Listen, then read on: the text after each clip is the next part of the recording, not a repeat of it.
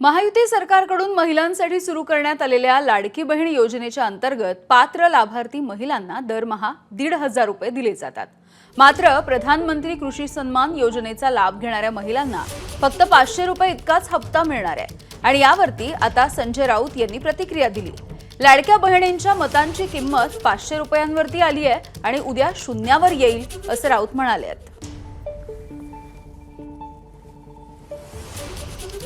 ज्या लाडका बहिणींकडून 1500 रुपयांच्या बदल्यात मतं विकत घेतली तर त्या मतांची किंमत आता 500 वरती आलेली आहे, उद्या ती शून्यावरती येईल। या राज्याची आर्थिक परिस्थिती अत्यंत गंभीर आहे।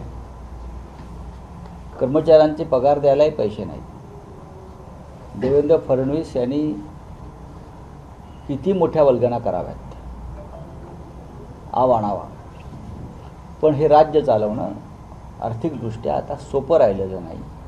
याचं कारण गेल्या 3.5 वर्षामध्ये या राज्याची आर्थिक शिस्त पूर्णपणे बिघडली, पूर्णपणे बेशिस्त, आर्थिक बेशिस्त आणि आर्थिक अराजक अशा या खाईमध्ये हे राज्य सापडलेलं आहे।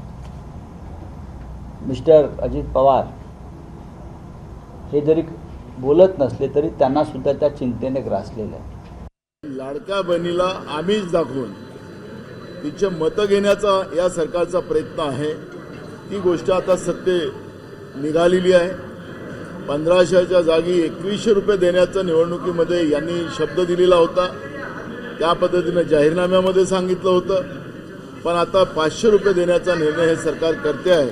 भगिनींना पैसे देण्याचा, लाडक्या बहिणीला पैसे देण्याचा निर्णय घेतला आणि एकीकडे महागाई वाढवून त्या लाडक्या बहिणीला लुटायचे काम, ते पाप करण्याचं काम या लोकांनी केलेलं आहे।